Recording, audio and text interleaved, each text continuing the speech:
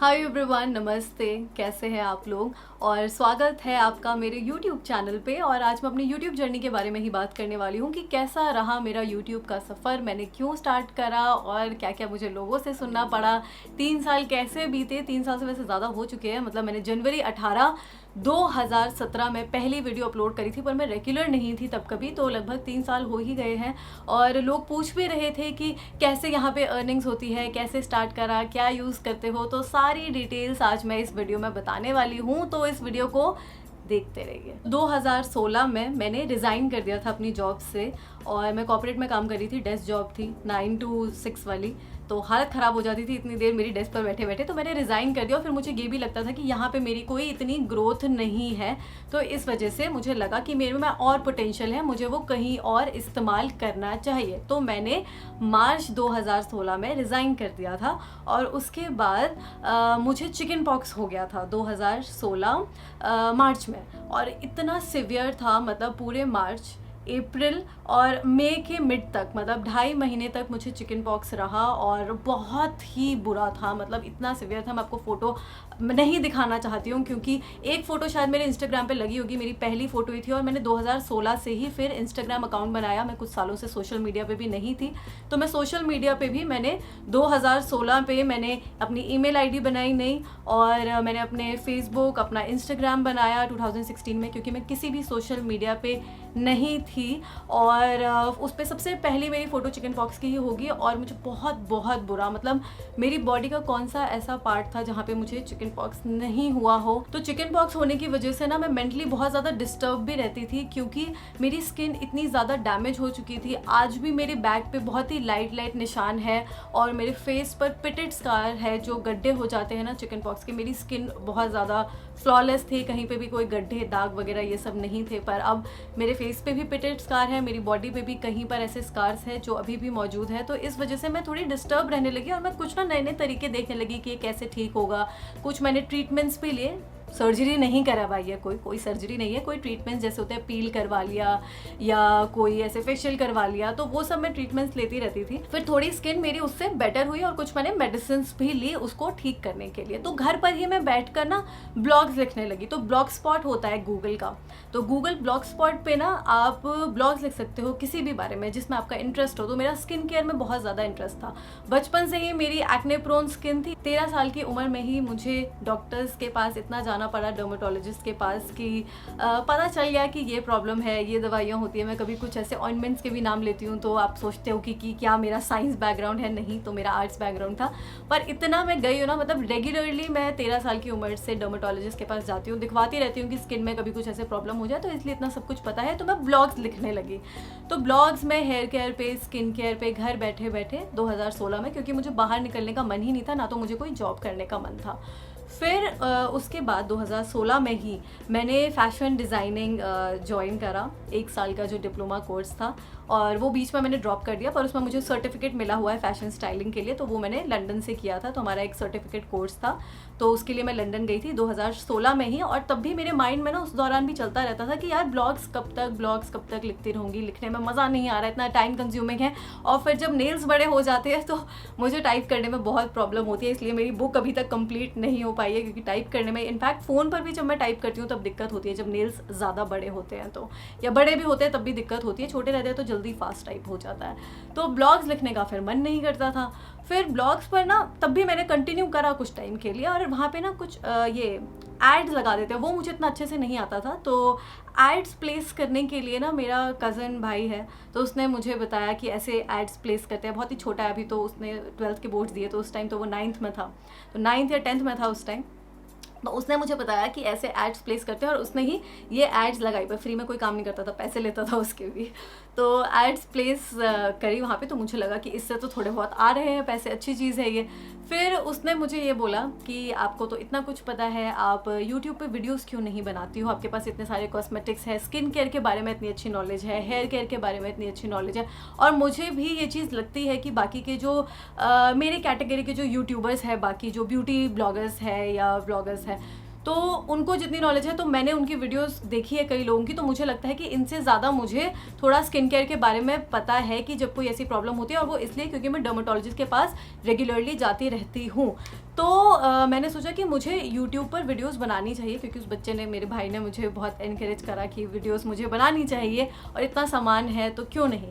तो मैं बहुत सोच रही थी कि नहीं चलो अब 2016 है तो 16 के बाद 17 से स्टार्ट करेंगे, क्योंकि मैं अक्टूबर नवंबर में लंदन में ही थी और फिर दिसंबर आ गया था। तो दिसंबर में मैंने सोचा कि चलो साल ख़त्म हो रहा है, अब क्या मैं वीडियो बनाऊं, तो जनवरी से बनाऊंगी पक्का, न्यू ईयर से पक्का। वो होता है ना कि प्लान की अब न्यू ईयर आ गया है, नए साल से कोई नए काम की शुरुआत करते हैं, तो न्यू ईयर पे मैंने सोचा कि बनाऊंगी। पर दिन निकलते रहे, दिन बीतते रहे, नहीं हिम्मत हुई। कुछ वीडियोस मैंने रिकॉर्ड भी करी, और उस दौरान ना जब यूट्यूब था, जब यूट्यूब मैंने पहली बार देखा, तो उस पर मैं वीडियो सबसे ज़्यादा देखती थी सुपर वुमेन, जो लिली सिंह है, और भुवन बाम और श्रेया जैन, ये 3 लोग। और मेकअप और ब्यूटी की जब बात है तो मैंने श्रेया जैन को देखा था पहली बार, तो मुझे अच्छा लगा उनका चैनल, मैं बहुत फॉलो करती थी। भुवन बाम के जब मैंने वीडियोज़ पहली बार देखी थी तो उनके 20,000 सब्सक्राइबर्स थे या 15,000 थे, तो बहुत फ़नी होती थी। सुपर वुमेन की वीडियोस बहुत फ़नी होती थी, रिलेट कर पाते थे। तो ये तीनों के चैनल्स में सबसे ज़्यादा स्टार्टिंग में देखती थी, और मुझे लगता था, मुझे लोगों ने इंस्पायर करा कि ये कर सकते हैं तो मैं क्यों नहीं कर सकती हूँ। और आप सुनिए, मेरा कॉमेडी करने का मन था, मैंने एक कॉमेडी वीडियो बनाई भी थी, तो नहीं मतलब जब वो पूरा बनकर आई ना, तो वो देखने के बाद मुझे लगा कि यार निधि तूने क्या हगा है, क्या करा है ये तूने, नहीं लोग ये नहीं देखना चाहेंगे। तो मैंने वो वीडियो नहीं लगाई, और कुछ 2-3 और वीडियोस मैंने रिकॉर्ड करी, फ़ोन से ही करी। फ़ोन था उस वक्त, कैमरा नहीं था मेरे पास। फ़ोन से रिकॉर्ड करने के बाद देखिए मैंने, फिर हिम्मत नहीं हुई कि क्या करूं, लगाऊं इसे, नहीं लगाऊं। फिर 18 तारीख को मुझे याद है, मैं 18 जनवरी को नेहरू प्लेस गई। वहाँ से मैं ट्राइपॉड लाई खरीद के मैंने अपना फ़ोन रखा और एक वीडियो रिकॉर्ड करके मैंने डाल दी यूट्यूब पे। और वो वीडियो ऐसी है ना, आज भी आप देखेंगे, मतलब देखना मत यार, बेइज्जती हो जाएगी। सो मेरी गर्दन कटी हुई है, और कैसे मैं बोल रही हूँ कुछ मुझे नहीं पता, बहुत ही फ़नी, मतलब बहुत ही बेकार है यार, बहुत बेकार है। तो वो वीडियो लगा दी मैंने, ऐसे ही जैसी थी वैसे लगा दी, हिम्मत करके, जय माता दी बोला, लगा देने दी, लगा दी, ठीक है। उसके बाद उस पर मैंने देखा, कुछ हफ्तों के बाद व्यूज़ बढ़ते जा रहे थे, तो आ गए एक हफ्ते में तकरीबन 10,000 व्यूज़ चले गए थे, या कुछ अच्छे खासे व्यूज़ चले ही गए थे उस पर। तो मैंने सोचा क्यों नहीं यही करना चाहिए, मुझे अच्छा लगा कि, और उस वक्त ये होता था कि अब तो ऐसा होता है यूट्यूब पे कि कुछ ऐसा हो गया है, टारगेट हो गया है कि 4,000 मिनट होता है, या इतने 1,000 सब्सक्राइबर होने चाहिए, वॉच टाइम इतना होना चाहिए, 10,000 मिनट होता है कि कुछ ऐसा अब हो गया है टारगेट वाला, तो तभी आप मोनेटाइज कर सकते हो। और उस दौरान ऐसा था कि आप शुरुआत में ही जैसे भी आप लगा रहे हो, आपने नया वीडियो लगाया, आपका 1 व्यू भी आ रहा है, 2 आ रहा है, तो तब भी वीडियो मोनेटाइज हो जाती थी। तो मेरा मोनेटाइज उस टाइम जनवरी में हो गया था, और ये 2017 के ही कुछ महीनों के बाद ये पॉलिसी उन्होंने चेंज करी है यूट्यूब ने। तो मेरी वीडियो भी मोनेटाइज हो गई थी, और उसके बाद मैं इतनी रेगुलर नहीं थी, पर मैंने कुछ और भी वीडियोस लगाई, और मेरे ख्याल से 2017 के मई जून से मैं रेगुलर मैंने वीडियो अपलोड करना स्टार्ट करी, कंसिस्टेंसी मेंटेन करी। और ये बहुत ही ज़्यादा ज़रूरी होता है कि अगर आप जब भी कोई अपना चैनल बना रहे हैं तो रेगुलरली आप वीडियोस लगाएं। ये नहीं कि आपने बना ली, और स्टार्टिंग के डेज में तो बहुत ज़्यादा ज़रूरी हो जाता है। आप बोलेंगे कि कितने सारे बड़े यूट्यूबर्स हैं, वो महीने में एक वीडियो लगाते हैं या 2 हफ्ते में एक वीडियोज़ लगाते हैं, तो हर कैटेगरी का ना डिफरेंट होता है। अब जैसे ब्यूटी चैनल्स है तो उनका ज़रूरी है कि ऑल्टरनेट डेज पे लगाए, वरना गड़बड़ हो सकता है। या तो कम से कम हफ्ते में 3 वीडियोस तो जानी चाहिए, जो कि मेरी भी कभी कभी नहीं हो पाती है। कभी जैसे मेरा मूड ठीक नहीं रहता है, कभी जैसे तबीयत ख़राब हो गई, if I am not feeling fine mentally, तो मैं वीडियोस नहीं लगाती हूँ, मुझे काम करने की इच्छा नहीं होती है, तो मैं अब नहीं करती हूँ। 1-1 हफ्ते का भी गैप आ जाता है, जैसे अभी 4-5 दिन का गैप आ गया था। पर स्टार्टिंग में जब भी आप यूट्यूब, अगर आप चैनल बनाना चाह रहे हैं, आप चाहते हैं कि मुझे यूट्यूब पर आना है, तो सबसे पहले आपको ये सोचना होगा, ये डिसाइड करना होगा कि आपकी नॉलेज किसी एक टॉपिक में, किसी भी एक टॉपिक में, वैसे तो मेरी कुछ 2-4 टॉपिक्स में और अच्छी नॉलेज है, पर किसी भी एक चीज़ में आपको बहुत ज़्यादा पैशनेट होना ज़रूरी है, आपका इंटरेस्ट होना चाहिए, आपकी नॉलेज अच्छी खासी होनी चाहिए, तभी आप सक्सेसफुली उसको अचीव कर सकते हैं, आप अपना चैनल अच्छे से चला सकते हैं। और हार्डवर्क तो हो गया, आपका हार्डवर्क बहुत ज़्यादा ज़रूरी है। 70% आपका हार्डवर्क है, 30% आपका लक भी है, जो बहुत मायने देता है, क्योंकि जो कि एल्गोरिथम होता है यूट्यूब का। तो एल्गोरिथम में ये होता है कि यूट्यूब आपके ना, मतलब दूसरे लोगों के होम स्क्रीन पर ही वीडियोस दिखाने लगता है। कभी कभार मुझे मेरे सब्सक्राइबर्स ही बोलते हैं कि दीदी आपकी वीडियोस नहीं दिखती है, हमें नोटिफिकेशन नहीं आया, बेल आइकन दबाया है तब भी नोटिफिकेशन नहीं मिलता। तो देखो ना, किस्मत लक नहीं काम करता कभी कभी, और हर बार ज़रूरी नहीं है कि लक काम करे, मेहनत आपकी रहती है पर लक भी बहुत बहुत ज़रूरी हो जाता है इसमें। तो 2017 में फिर वीडियो लगा दी, चलने लगी, मुझे लगा कि नहीं ठीक जा रहा है, ठीक जा रहा है। फिर कुछ और वीडियोस में भी अच्छे खासे व्यूज़ आए। फिर मैंने एक वीडियो लगाई, उसके लिए मुझे बहुत ज़्यादा अप्रिसिएशन मिला। मैंने अवेयरनेस पे वीडियोस लगाई, तो उसके लिए लोगों ने मुझे बहुत मेरी सराहना की, और मैंने सोचा कि मुझे इस पर बोलना चाहिए। एजुकेशन मैंने BA ऑनर्स करा हुआ है पॉलिटिकल साइंस में, मैंने MA करा हुआ है पॉल साइंस में, मैंने फैशन स्टाइलिंग का भी सर्टिफिकेट कोर्स करा हुआ है, और मैंने LLB भी करी हुई है 3 इयर्स वाली, 3 साल का। मैंने लॉ भी करा हुआ है, तो मैं एडवोकेट भी हूँ। तो मुझे ये लगा कि मुझे प्रैक्टिस करना चाहिए, क्योंकि जब मैंने स्टार्टिंग में यूट्यूब पर वीडियोस बनाना स्टार्ट करा तो मेरे घर पे भी ऐसे बात बोलते थे कि रूम में बैठकर पता नहीं क्या करती रहती है, क्या बोलती रहती है। आवाज़ भी पीछे से बहुत ज़्यादा डिस्टर्बेंस होती थी। अभी मैंने माइक लिया है, माइक तो अभी हाल फिलहाल में लिया है, पहले तो बहुत ज़्यादा दिक्कत होती है। अभी भी खैर आवाज़ आ जाती है तो मैनेज कर ही लेते हैं, शांत हो जाते हैं अब लोगों को पता चल गया है कि भाई वीडियो कर दी है तो अब चुप हो जाना चाहिए। पर स्टार्टिंग में तो बहुत प्रॉब्लम होती थी, चिल्लाना पड़ता था चुप कराने के लिए कि भाई चुप हो जाओ प्लीज़, वीडियो कर रही हूँ। तो पर ये चीज़ मुझे सुनने को मिली थी कि क्या कर रही हो, इतनी पढ़ाई करी हुई है तुमने, लॉ प्रैक्टिस क्यों नहीं करती। तो लॉ में पर पता है ऐसा रहता कि अगर मैं प्रैक्टिस करती, मैंने करा भी बीच में, अभी 2018 में मैंने कुछ महीने करा, बहुत दिक्कत हो रही थी। तो ये चीज़ रहती है, अगर आपने लॉ कर रखा है कि आप कभी भी उस प्रैक्टिस कर सकते हैं, मैं किसी भी उम्र में प्रैक्टिस कर सकती हूँ। तो बोलने लगे कि क्या कर रही हो, नहीं चलेगा, क्या अर्निंग करना चाहिए, देख लो, हमें तो ठीक नहीं लग रहा, ये मत छोड़ो, अपना लॉ मत छोड़ो। मैंने बोला मैं छोड़ नहीं रही हूँ, मैं अभी भी लोगों से बोलती हूँ कि मैंने छोड़ा नहीं है। मेरा मन हुआ, मेरी इच्छा हुई कि मुझे अब यूट्यूब नहीं करना है, मुझे लॉ प्रैक्टिस करनी है तो मैं करूँगी, मैंने छोड़ा नहीं है, कभी भी मैं प्रैक्टिस कर सकती हूँ। पर घर पे थोड़ा हाँ सुनना पड़ा, पर बाद में जैसे जैसे धीरे धीरे थोड़ा सपोर्ट आने लगा, और कुछ महीनों के बाद, मतलब जनरली लोगों की 6 महीने के बाद फर्स्ट इनकम आ जाती है। तो आपका ये होता है कि $100, जब आपका $100 कंप्लीट हो जाता है तभी आपकी फ़र्स्ट इनकम आती है। तो मेरे $100 होने में 7 महीने लगे थे, 7-8 महीने लगे थे, और फर्स्ट इनकम आई थी मेरी यूट्यूब से 12,000 रुपये। तो मेरी फ़र्स्ट सैलरी थी, फ़र्स्ट पेमेंट जो मुझे यूट्यूब से मिली थी 12,000 रुपये की थी वो, और बहुत बहुत ज़्यादा खुशी हुई थी मुझे, मेरी तो आँख में पानी आ गया। तो बहुत खुशी हुई थी कि मैं इतने टाइम से मेहनत करी, और उसके जो 12,000 रुपये भी मिले थे तो वो भी बहुत मतलब ज़्यादा नहीं थे, पर बहुत खुशी हुई थी वो देखकर कि कुछ मिला चलो। और जब वो 12,000 रुपये आए ना, तो ये लगा कि अब शुरू हो गया है, अब नहीं रुकना है, अब ले जाना ही है आगे।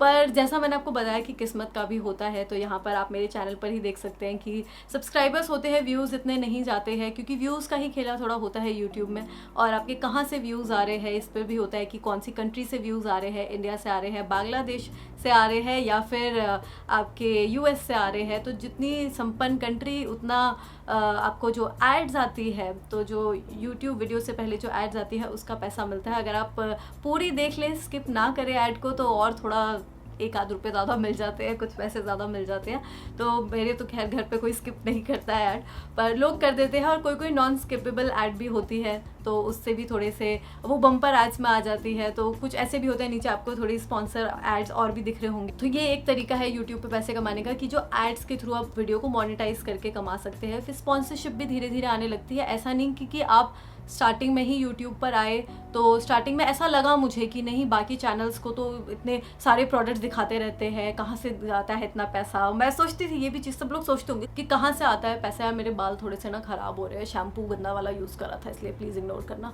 कि कहाँ से ये प्रोडक्ट्स आ रहे हैं और इतने पैसे कहाँ से आ रहे हैं। तो इन सब चीज़ों के थ्रू आ जाते हैं, क्योंकि फिर आपको स्पॉन्सर्स मिलने लगते हैं।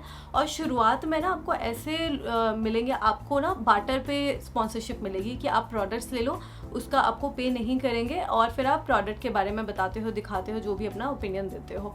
और फिर आपको इंस्टाग्राम के लिए भी मिलने लगते हैं, और फिर उसके बाद आपको स्पॉन्सर्ड वीडियोस भी मिलने लगेगी। स्पॉन्सर्ड आपको बोलेंगे कि ये प्रोडक्ट ले लो, हम आपके पैसे देंगे, तो वो चीज़ भी लोग करते हैं, उसके थ्रू भी पैसे कमा सकते हैं। फिर जो आप अपने इंस्टाग्राम पे पोस्ट लगाते हैं, आप जब टैग कर देते हैं, तो उसके भी पैसे मिलते हैं। तो ये सब तरीके हैं। और 2017 में भी जब कुछ महीने हुए थे ना, घर पे भी कोई आते थे तो पूछते थे कि क्या करते हो बेटा, तो मैं बोलती थी मैं यूट्यूब पे वीडियोस बनाती हूँ। कहते कितना कमा लेते हो? मैंने बोला अभी तो कुछ नहीं, पर कर रही हूँ, हो जाएगा। मैं हमेशा ये बोलती थी, कर रही हूँ, हो जाएगा, हो जाएगा, मतलब था यकीन कि कर लूँगी। इतना अच्छा खैर नहीं है, मतलब इतना बड़ा कोई मेरे मिलियंस में सब्सक्राइबर्स नहीं है, ना मेरे व्यूज़ जाते हैं इतने, पर अच्छा खासा चल जाता है। जो मैं खैर डेस्क जॉब कर रही थी उससे तो अच्छा ही मैं यहाँ पे कर रही हूँ, तो उस चीज़ के लिए तो आई एम सेटिस्फाइड, वहाँ पे मुझे खुशी होती है। और मैं कभी भी ना, मुझे ये मलाल नहीं रहता, मतलब हमेशा ये लगता है कि यार भगवान ने इतना दिया है, मैं खुश रहती हूँ उतने पैसे से, जो भी चीज़ मिली है मैं खुश रहती हूँ। और मुझे ये नहीं रहता कि हो जाए तो बहुत अच्छी बात है। मैं ये नहीं कह रही कि नहीं, मिलियंस में नहीं हो सब्सक्राइबर्स, मिलियंस में व्यूज़ नहीं जाए, हो जाए बहुत अच्छी बात है, नहीं भी हो तो मैं मस्त रहती हूँ, क्योंकि कोई बात नहीं, मतलब इतना है कि हंसी खुशी ज़िंदगी चल जाती है, और चल भी रही थी उस टाइम पर भी। और पर मैं आपको ये नहीं सजेस्ट करूँगी कि देखिए, अगर आप अपना करियर पे फोकस कर रहे हैं, आपको लग रहा है कि आप अपना जॉब वॉब सब कुछ छोड़ के यूट्यूब पे लग जाए, तो ये गलत होगा। भगवान की दया से मेरे पास तो था इतना कि मैं फाइनेंशियली एडजस्ट कर सकती थी, घर वाले सब कुछ मतलब सब बहुत बढ़िया था। पर जो लोग, अगर उनको लगता है कि करियर उनके लिए इंपॉर्टेंट है, जॉब करना ज़रूरी है, तो प्लीज़ आप अपनी जॉब को सेक्रीफाइस करके यूट्यूब पे मत आइए, क्योंकि यूट्यूब की कुछ गारंटी नहीं होती है कि लक का भी है कि आपका चलेगा नहीं चलेगा। आप मेरा ही देख लीजिए, लक इतना बढ़िया नहीं है। मेरे टाइम पर या मेरे बाद भी बहुत सारे लोग आए थे जिनके मिलियंस में सब्सक्राइबर्स हो गए हैं और व्यूज़ भी अच्छे जा रहे हैं, पर यहाँ पे ना यूट्यूब के एल्गोरिथम का भी होता है, तो वहाँ पर आपका लक फैक्टर आ गया, तो एल्गोरिथम इतना अच्छा नहीं होता है। कई लोग मुझे ये भी बोलते हैं कि नहीं, आपका कॉन्टेंट अच्छा होता है, आप डिज़र्व करते हो ज़्यादा सब्सक्राइबर्स, आप डिज़र्व करते हो व्यूज़, पर अब नहीं हो रहा, तो मैं क्या उसका रोना लेकर क्या बैठी रहूं। जितना है जैसे है, पहुंचना होगा लोगों तक, पहुंच ही जाएगा, कोई बात नहीं। तो इसलिए मैं बोल रही हूँ कि अपना करियर सैक्रिफाइस करके यूट्यूब पर आना, तो वो थोड़ा रिस्की हो सकता है। तो मैं आपको बोलूँगी कि जो लोग यूट्यूब पर आना चाहते हैं तो जॉब भी करते रहिए, और अपना देखो, अभी मेरी मम्मी पीछे से चिल्ला रही है, थोड़ा देखो डिस्टर्ब हो रहा है, तो यही होता रहता है जब भी आप घर पर बैठकर वीडियो बनाते हो। तो करियर को आप छोड़ के यूट्यूब पर आने का अगर सोच रहे हो, तो वो थोड़ा वहाँ पर गड़बड़ हो सकता है। तो आप अपना काम भी करते रहो और यूट्यूब पर भी वीडियो बनाते रहो, तो तब हो सकता है ये चीज़ आप वैसे कर सकते हो। और मैं जब उस टाइम पे कर रही थी ना, तो मैं जो आपको बता रही थी, लोग कहते थे कि नहीं कमाते नहीं हो, पर हमेशा मेरा ये रहता था कि नहीं हो जाएगा, पता नहीं अंदर से जहन में ऐसा लगता था कि नहीं यार, मैं कर लूँगी, आई विल डू इट, हो जाएगा, नहीं अर्निंग्स होगी इसके थ्रू, सही हो जाएगा। तो हो गया, वो चीज़ हुई। और अब जिन लोगों ने बोला तो उनको गर्व महसूस होता है कि हाँ निधि कर रही है, अच्छा खासा कर रही हूँ। और बोलते भी है कि क्या कहते हैं, बहुत अच्छा लग रहा है कि इतने साल पहले हमने तुम्हें बोला था कि अभी कुछ नहीं करती हो और अब इतना अच्छा कर रही हो, तो मुझे भी खुशी होती है। और बाकी रही लॉ की बात, तो 2018 में जब मैं प्रैक्टिस करी थी, क्योंकि फिर ये घर वाले बहुत बोलते थे मुझे मेरे कि यार प्रैक्टिस करो, तो प्रैक्टिस करी कुछ महीने के लिए, पर इतनी दिक्कत हो रही थी ना, मतलब मैं इतना ज़्यादा एग्जॉस्ट हो जाती थी ना, क्योंकि आप सोचिए सुबह 8:30 बजे निकलना, और साकेत कोर्ट तो खैर मेरे घर के पास है, जब हाई कोर्ट जाना होता था या और दूर जाना होता था, कभी करकरडूमा या कभी 30 हज़ारी, तो वो दूर होता था। अब उसके लिए 8:30 बजे उठो, इतनी जल्दी, मतलब उठना पहले ही पड़ता था, 8:30 बजे निकलना पड़ता था, तो निकलो 8:30 बजे आप, ठीक है। और ऊपर से ब्लेजर पहन, गर्मी इतनी लगती थी ना, मेरी आदत हुई कपड़ों, पॉलिएस्टर की पैंट पहन के और पॉलिएस्टर का कोट पहन के, मेरे पसीना, मुझे हाइपोहाइड्रोसिस है, गर्मी से मेरी हालत, मेरी ऐसा लगता है मेरी जान निकल रही है, पसीना बहुत आता है मुझे, बहुत ज़्यादा पसीना आता है, तो गर्मी से हालत ख़राब, इतनी दूर जाओ, फिर सुबह 8:30 बजे के निकले, आप घर पहुंच रहे हैं 5-5:30 बजे घर पहुंच रहे हैं। अब 5:30 बजे मैं ये दुविधा में पड़ जाती थी, मैं जिम जाऊं कि यूट्यूब के लिए वीडियो करूं, फिर सोचती थी जिम चली जाती हूँ, रात में वीडियो कर लूँगी, पर जिम से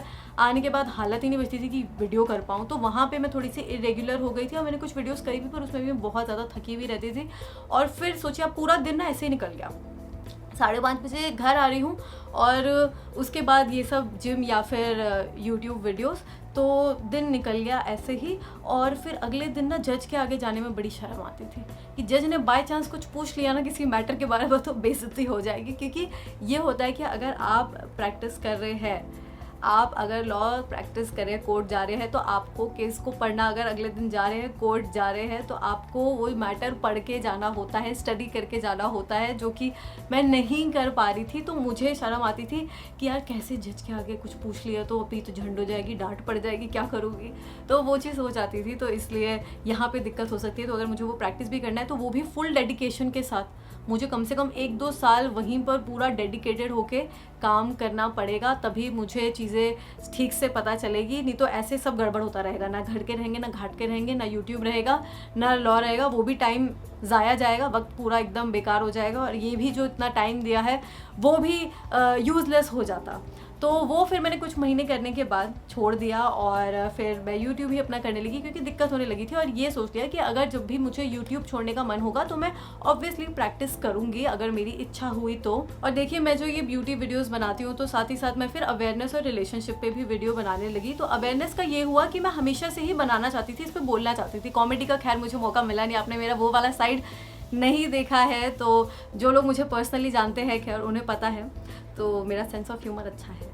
तो मैं फिर ब्यूटी वीडियोस बनाने लगी, क्योंकि ब्यूटी वीडियोस का आपका ये हो जाता है ना कि आपको स्पॉन्सरशिप भी मिलती है और उसका जो एड रेट भी है वो भी अच्छा जाता है, तो अच्छा चल जाता है ब्यूटी वीडियोस। और मेरा इंटरेस्ट भी था मेकअप में, और ऐसा नहीं कि मैं मेकअप आर्टिस्ट हूँ, मैं आपको क्लियरली बता दूँ, मैं कोई मेकअप आर्टिस्ट नहीं हूँ, ना मैंने कभी सीखा है। जितना मुझे आता है तो एज अ हॉबी मैं करती हूँ। और ये हॉबी इसलिए बनी क्योंकि मेरे पास फाइन आर्ट्स थे। अब देखो, किसी को ये बात बुरी लग सकती है कि मैं पेंटिंग और मेकअप को कंपेयर कर रही हूँ, पर ऐसा तो नहीं, पर हाँ थोड़ी सिमिलैरिटी है। मतलब मुझे अच्छा लगता था, मेरा जैसे कभी कभी स्ट्रेस भी था ना, वो भी कम हो जाता था। मैं बैठे बैठे भी ना कुछ भी प्रैक्टिस, आई शैडो प्रैक्टिस कर रही होती थी, कभी आईब्रोज पे प्रैक्टिस कर रही होती थी, कॉन्टोरिंग ट्राई कर रही होती थी फेस पे कि चलो आज कुछ नया ट्राई करते हैं। तो अच्छा लगता था करने में, मेरा स्ट्रेस भी कम होता था।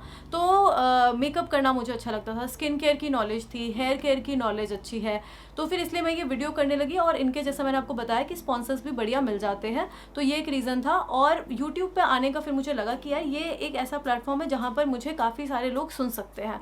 मेरी जो ओपिनियन है, मेरी जो आवाज़ है, वो अगर थोड़े भी लोगों तक पहुँचेगी तो मेरे लिए बहुत अच्छी बात होगी, है सबके लिए बहुत अच्छी बात होगी। तो मैं अवेयरनेस पे भी वीडियोस बनाने लगी, पर अवेयरनेस की वीडियोस के साथ ये होता है कि वो मिक्स होने लगा, मेरा ब्यूटी और अवेयरनेस भी आ गया, तो वहाँ पर एल्गोरिथम बिगड़ना स्टार्ट हो जाता है यूट्यूब का, क्योंकि मिक्स कंटेंट हो गया।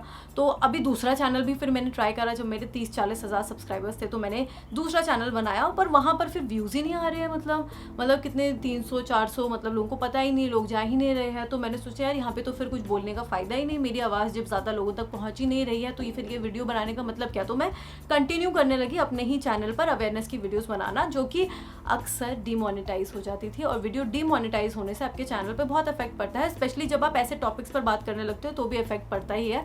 और ब्यूटी के साथ फिर आप ये चीज़ मिक्स कर रहे हो तो वहाँ पे थोड़ी सी ऐसे गड़बड़ हो गई। पर मैंने फिर भी अवेयरनेस के टॉपिक्स पर बोलना चालू रखा। और एक बार मैंने ना रिलेशनशिप पे वीडियो बनाई, जो कि लोगों को बहुत अच्छी लगी, लोगों को बहुत पसंद आई। मैंने कुछ और वीडियोस बनाई, वो भी लोगों को पसंद आई। कुछ लोगों से बात करी और लोगों को जो मेरी एडवाइस थी, मैं कभी भी ये नहीं बोलती हूँ कि मैं रिलेशनशिप काउंसलर हूँ, मैं एडवाइज़र बोलती हूँ, मैं एडवाइस दे सकती हूँ, ठीक है। और वो एडवाइस आपके लिए काम कर गई तो मेरे लिए बहुत अच्छी बात है, जो कि ज़्यादातर लोगों के लिए काम करती ही है। लोग देखना पसंद कर रहे थे, लोग मेरे से बात करना पसंद कर रहे थे। जब मैं कॉल मी फॉर ऐप के थ्रू जब लोगों से बात करती हूँ, उनकी जो अपनी प्रॉब्लम्स बताते हैं, अपने क्वेश्चंस रखते हैं, तो मेरे बताने से उन लोगों की प्रॉब्लम सॉल्व हुई है। ज़्यादातर लोगों की प्रॉब्लम सॉल्व हुई है, लोगों को अच्छा लगता है। और लोग फिर दोबारा फ़ोन करके ये चीज़ ज़रूर बोलते हैं कि आपने जो बोला था वही हुआ, वही सही था। तो फिर मुझे समझ आने लगा कि हाँ, ये चीज़ भी मैं अच्छी कर रही हूँ, तो ये चीज़ में भी मैं करने लगी। मैं रिलेशनशिप पे भी वीडियोस बनाने लगी और मेरा ओपिनियन सुनना लोगों को अच्छा लगने लगा। तो ऐसे ही ये मोनेटाइज डिमोनेटाइज का उतार चढ़ाव होता रहा यूट्यूब के सफ़र में। लोगों ने कभी बोला भी, ऐसी चीज़ें बोलते भी रहते थे कि क्या कमा लेती हो, यही है क्या, पर जॉब क्या करती हो, काम क्या करती हो। चलो यूट्यूब तो करती हो, पर काम क्या करती हो। फिर उन्हें बताना पड़ता था कि नहीं, this is my full time. अगर मुझे कहीं पर लिखना भी होता था तो मैं उनको बोलती थी full time YouTuber. Full time लिखना पड़ता था, बोलना भी पड़ता था किसी से बात करते हुए कि आप क्या करते हैं, फुल टाइम बोलना पड़ता था, क्योंकि उन्हें लगता है कि नहीं ये टाइम पास होता है। तो खैर ये टाइम पास नहीं होता है, लोग सीरियसली इसे कर रहे हैं और बहुत अच्छा अर्न कर रहे हैं। अगर आप गूगल करेंगे बाकी यूट्यूबर्स का, मैं अपने बारे में तो नहीं कह रही हूँ, लोग कितना लैक्स में अर्न कर रहे हैं पर मंथ, बहुत अच्छी इनकम है लोगों की। तो शायद वो लोगों को नहीं पता है, तो इस वजह से ऐसी बातें बोल देते हैं। तो अगर आप ये चीज़ करना चाहते हो यूट्यूब, जो कि काफ़ी सारे बच्चे आजकल सोचते हैं यूट्यूब करने का, तो इतना मैं आपको बोलूँगी, इस चीज़ को ध्यान रखिएगा कि अपने करियर को सैक्रिफाइस करके, कि छोड़ के एकदम ही यूट्यूब पर आना थोड़ा रिस्की हो सकता है। तो दोनों चीज़ का ना बैलेंस बनाकर चलना, कि सबके पास देखो इतना नहीं होता है कि अगर आप जॉब नहीं कर रहे हो तब भी खुद के खर्चे चला सकते हो, ऐसा नहीं होता है। तो उस चीज़ को आप प्लीज़ ध्यान में रखते हुए ही यूट्यूब पर आना। और लक फैक्टर भी होता है, और ये नहीं कि शुरुआत में ही आप पैसा पूरा फूंक दो यूट्यूब पर ही, नहीं, हमेशा फ़ोन से बनाओ वीडियो। सबको मैं बोल रही हूँ, अगर आपके पास ऑलरेडी पड़ा हुआ है तो आप यूज़ कर सकते हो, पर वैसे आप फ़ोन से ही बनाओ वीडियोस। क्योंकि स्टार्टिंग में मैंने भी कुछ महीने फ़ोन से बनाए, फिर मुझे लगा कैमरा एटलीस्ट मुझे ख़रीद लेना चाहिए, क्योंकि कैमरा ऐसी चीज़ है जो आप दूसरी चीज़ों में भी यूज़ कर सकते हो, फोटोग्राफी के लिए यूज़ कर सकते हो। तो मैंने 760D कैमरा ख़रीदा था कैनन का, जो कि 75,000 का था। तो अपनी जो मेरी सेविंग्स थी मैंने उसमें से ख़रीदा ये कैमरा। तो कैमरा खरीदने के बाद ट्राइपॉड तो ऑलरेडी था ही मेरे पास। मैंने फिर रिंग लाइट भी खरीदी कुछ महीनों के बाद। जो रिंग लाइट ना, मुझे यार चांदनी चौक अगर जाओगे ना, बहुत ठगते हैं वहाँ पे, बहुत बहुत बहुत ठगते हैं। आपको 4,000 का सीधा प्राइस बताएंगे 15,000। तो मैं 12,000 की रिंग लाइट लेकर आई, जो कि इसका प्राइस मेरे ख्याल से 4-5 हज़ार रुपये होना चाहिए था। तो बहुत ही महंगी रिंग लाइट मुझे दे दी उन्होंने, ठग लिया मुझे झूठ बोल बोल के। तो रिंग लाइट आपको मिल जाएगी इतने प्राइस में, वो भी आप बाद में खरीदा। यूट्यूब से जो पैसा कमा रहे हो वो फिर यूट्यूब पर आप लगाओ। यूट्यूब से ही जब मेरी अर्निंग्स होने लगी तो मैंने दूसरा कैमरा खरीदा, मैंने नया ट्राईपॉड खरीदा। मैंने बीच में एक और ट्राईपॉड खरीदा था, पर वो मुझे समझ में ही नहीं आया, तो मैंने ट्राईपॉड लिया, मैंने नया कैमरा लिया। And currently I am using this Canon 6D Mark II। तो ये थोड़ा सा महंगा आता है, अराउंड 1 लाख कुछ का आता है ये कैमरा। तो माइक ख़रीदा मैंने अभी कुछ दिन पहले। माइक मुझे समझ में नहीं आता था मुझे ज़रूरत है कि नहीं, क्योंकि मुझे इतना दूर से तो बोलना होता नहीं है, सामने ही बैठती हूँ। पर इससे ये होता है कि वॉइस थोड़ी सी क्लियर रहती है, और जो वॉइस कैंसलेशन है इतना तो नहीं होता, पर थोड़ा सा कम हो जाता है। क्योंकि पता है ना घर वाले कैसे बोलते हैं, सबके इंडियन पेरेंट्स कैसे बोलते हैं, हाँ, तो वो आ ही जाती है थोड़ी बहुत आवाज़। पर थोड़ा बेटर है पहले से।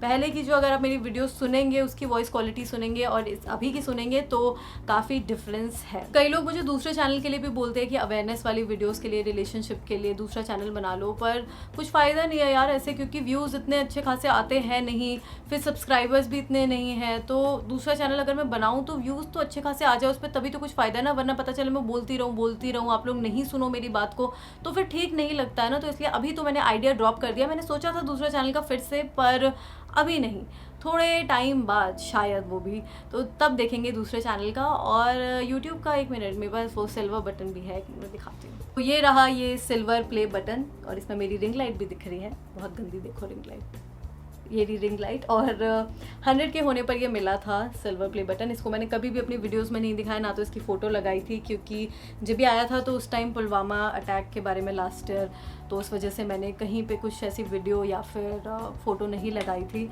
तो खैर ये आया था बटन, तो खुशी हुई थी, पर उतनी खुशी नहीं हो पाई, क्योंकि मैं जब मेरे 90 के अराउंड थे ना, तो मैं सोच रही थी आएगा तो कितनी एक्साइटमेंट होगी, कितना अच्छा होगा। पर जब ये आया ना, तो मतलब कुछ ऐसा लगा ही नहीं। तो इस वजह से मैंने इसे एज इट इज़ टांग के रख दिया, दीवार पर इसे लगा दिया कि चलो कभी कल को 1 मिलियन होंगे, गोल्डन प्ले बटन आएगा तो दोनों की फ़ोटो साथ में लगाई जाएगी। तो इसलिए इसे अभी ऐसे ही छोड़ दिया, कहीं पर इसकी फ़ोटो नहीं लगाई है, पर सोचा दिखाई दूँ फाइनली आप लोगों को, कभी दिखाया नहीं था इसे वीडियो में। अपने सब्सक्राइबर्स से ये कहना चाहती हूँ जो मुझे दिल से बहुत ज़्यादा मानते हैं, जिनके रेगुलरली मैं कॉमेंट्स देखती हूँ, और शुरू से ही मतलब जब मैंने अपनी यूट्यूब जर्नी शुरू करी तब से मेरे साथ में है, कुछ लोगों के तो नाम भी मुझे याद है। तो आप लोगों के सपोर्ट की वजह से आज मैं यहाँ पर हूँ, जो मैं हूँ। मुझे जो आज 2020 में जो मैं हूँ उसको बनाने का रीज़न आप लोग भी हो, क्योंकि जो मैं 2017 में थी और जो आज मैं 2020 में हूँ, मैं बहुत स्ट्रॉन्ग हुई हूँ। आप लोगों का जो प्यार रहा है, क्योंकि देखो मेरे ना बहुत ही लिमिटेड दोस्त रहते हैं, और सारे ऐसे दोस्त हैं जो 10 साल, कम से कम 10 साल वाले तो है, या 10 साल से ज़्यादा वाले हैं। तो मैं, आपको लगता होगा कि कहीं जाती है, इतना सोशलाइज़ करती है तो इतने दोस्त होंगे, उनको मैं जानने वाला कंसिडर करती हूँ, जानने वाले, जान पहचान के लोग, क्योंकि दोस्त शब्द जो है मेरे लिए बहुत मायने देता है। मैं सबको फ्रेंड्स का टाइटल देना मैं खैर बोल देती हूँ मुंह पर मेरे लिए जो दोस्त है तो वो गिनती के कुछ 3-4 लोग ही हैं, 4-5 लोग होंगे।